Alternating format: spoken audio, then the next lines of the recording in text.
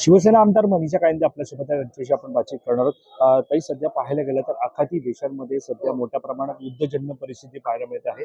अनेक नागरिक महाराष्ट्रातील असतील, भारतातील असतील, अडकलेले आहेत. मुख्यमंत्री उपमुख्यमंत्र्यांकडे परत आणण्यासाठी मागणी त्यांचे कुटुंबीय करत आहेत. कशा प्रकारे संपर्क सुरू आहे, काय सांगाल? नाही, मला असं वाटतं की आपल्या देशाने त्वरित यावर निर्णय घेऊन सर्व अडकलेले भारतीय आहेत विविध आखाती देशात त्यांना परत आणण्याचं काम केलंय. आणि आपल्याला माहिती आहे की शिंदे साहेब तर याच्यामध्ये खूपच माहीर आहेत. ते अशा गोष्टींकडे अजिबात एक सेकंदही वेळ न घालवता त्यांनी हे सगळी विमानांची कशी काय व्यवस्था होऊ शकेल आणि त्वरितच एक संपर्क अधिकारी देखील त्यांनी नेमले आहेत. आणि आपण पाहतोय की गेल्या 2 दिवसापासून दुबई आणि विविध ठिकाणी अडकलेले भारतीय हे साहेबांशी संपर्क करून परत येण्यास सुरुवात झालेली आहे. विशाखा सुभेदार ज्या महाराष्ट्रातील हो. मोठ्या अभिनेत्या आहेत, त्यांचा मुलगा सुद्धा हो. तिकडे अडकला. त्यांची मागणी सुद्धा त्यांनी एकनाथ शिंदेकडे केली होती की माझ्या मुलाला परत आणा. कशा प्रकारे त्यांच्याही सुद्धा संपर्क आपला झालाय?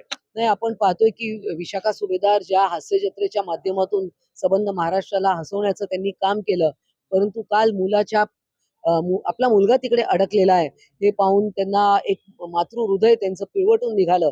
आणि नक्कीच याच्यामध्ये हिंदुस्थान सरकार असेल, महाराष्ट्र सरकार असेल, मुख्यमंत्री उपमुख्यमंत्री हे सर्व त्वरित ऍक्शन मोडमध्ये गेलेले आहेत आणि भारतीय परत यायला सुरुवात झाली आहे.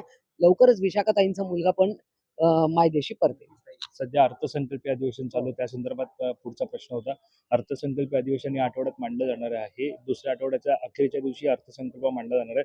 कशा प्रकारे तयारी सध्या पाहायला मिळते? कारण विरोधक म्हणत आहेत की ऑलरेडी कर्ज महाराष्ट्रावरती, आणखी कर्जाचा भार हा महाराष्ट्रावरती पडला. बघा, कर्ज हे सगळ्या देशांवर असतं, सगळ्या राज्यांवर कर्ज आहे. म्हणून ज्या जनहिताच्या योजना आहे त्या कुठेही थांबणार नाहीत. लाडकी बहीण योजना सुरू राहील. विविध योजना ज्या सुरू आहेत, ज्या थेट जनतेला त्याचा फायदा होतो, त्या सगळ्या सुरू राहतील असं आम्हाला नक्कीच खात्री आहे. आणि माननीय अजितदादा यावेळेला अर्थसंकल्प मांडू शकणार नाहीत, ते नाही आहेत, आपल्याला सोडून गेलेत. परंतु माननीय देवेंद्र फडणवीस हे अर्थसंकल्पात इतके माहीर आहेत. त्यांनी जनतेसाठी, सामान्य जनतेला अर्थसंकल्प काय आहे ते समजावून सांगण्याचं त्यांनी एक पुस्तक पण लिहिलं आहे. आणि नक्कीच विश्वास आहे की एक चांगला अर्थसंकल्प महाराष्ट्राला मिळेल. एक शेवटचा प्रश्न आहे ताई, ज्या प्रकारे अर्थसंकल्प आज 6 मार्च रोजी मांडला जाणार आहे, त्यापूर्वीची तयारी कशा प्रकारे तुम्ही सुद्धा सांगितलेली आहे.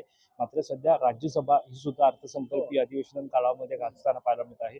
शिवसेनेकडून कशा प्रकारे तयारी आहे? कोणाला उमेदवारी मिळण्याची शक्यता आहे? बघा, ही फक्त याचं उत्तर फक्त माननीय एकनाथजी शिंदे आपल्याला देऊ शकतील किंवा जेव्हा जे नाव जाहीर होईल ते आपल्याला कळेल. काही चर्चा, कारण साधारणतः पाहायला गेलं तर भाजपकडून तयारी पाहायला मिळते. नाही, काय शिवसेना यामध्ये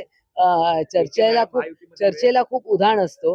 परंतु जी नावं चर्चेत असतात त्याच्यापेक्षा वेगळंच कधीतरी एखादं नाव पुढे येतं, हे आपण पाहिलेलं आहे. त्यामुळे आता लवकरच उद्याचाच शेवटचा दिवस आहे फॉर्म भरण्याचा. त्यामुळे आपल्याला लवकरच ते समजेल. नक्कीच धन्यवाद ताई आमच्याशी बातचीत केल्यासंदर्भात.